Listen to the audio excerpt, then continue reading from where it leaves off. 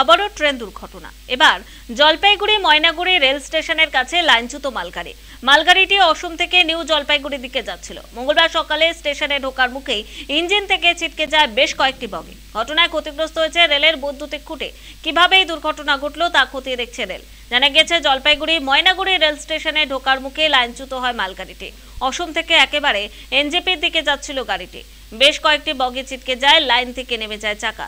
লাইনের ধারে যে বিদ্যুতের খুঁটি ছিল সেটিও ক্ষতিগ্রস্ত হয়। এর জেরে ওই রুটে সকাল থেকেই ট্রেন চলাচল ব্যাহত হয়। রেলের উচ্চপদস্থ আধিকারিকরা ঘটনাস্থলে পৌঁছতে শুরু করেন। দ্রুততার সঙ্গে পরিস্থিতি সামাল দিতে হাইড্রা মেশিন এবং জেসিবি নিয়ে যাওয়া হয়। আর তবে এই ঘটনায় আরও একবার প্রশ্নের মুখে পড়েছে রেলের ভূমিকা। কিভাবে এই দুর্ঘটনা ঘটলো তা খতিয়ে দেখা হচ্ছে। সিগন্যালিং এর কোনো সমস্যা ছিল নাকি নিয়ন্ত্রণ হারিয়ে এই দুর্ঘটনা, সমস্ত দিকই খতিয়ে দেখা হচ্ছে। কিছুদিন আগেই মালগাড়ির 20টি কামরা ছিটকে যায় উত্তরপ্রদেশের মথুরায়। সাধারণ যাত্রীবাহী ট্রেন হলে বড় ক্ষয়ক্ষতি হতে পারত বলেই উদ্বেগ প্রকাশ করেন রেল আধিকারিকরা। গত মাসে মালদহের হরিশ্চন্দ্রপুর 2 নম্বর ব্লকের কুমেদপুরের কাছে এনজিপি থেকে কাটিহাট যাওয়ার পথে লাইনচ্যুত হয়ে পড়ে একটি মালগাড়ি। 5টি বগি লাইনচ্যুত হয়। এবার ফের একবার দুর্ঘটনা।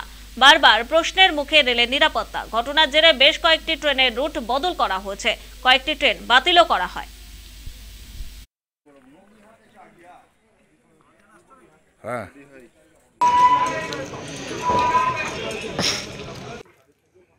দেখলাম মনে করি গাড়িটা তো সোজা স্পিডে ভালোভাবে যাচ্ছে, কোনো তো প্রবলেম নেই।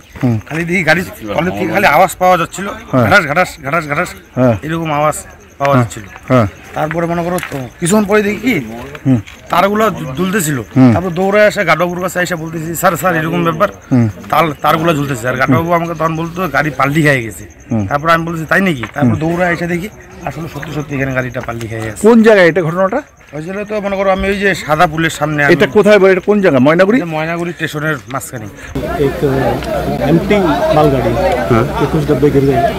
उसके बाद से हम सब ऑफिसर साइट पर हैं और कोशिश करेंगे जल्दी से जल्दी ट्रैफिक को रिस्टोर किया जाए। कोई ट्रेन बहुत मिनिमम कैंसिल हुआ है, वो दूसरे रूट से डाइवर्ट कर दी गई है। व्हीकल्स अवेलेबल कराई हैं, आसपास के जो हैं उनको हम गाड़ियों से उनके घर तक पहुँचा देंगे। कितने टाइम लग सकते हैं लाइन क्लियर होने? लाइन क्लियर ये फेजेस में होगा। लाइन नंबर 4 जो आप देख रहे हैं, ये अभी 15 मिनट में ऑन हो जाएगा।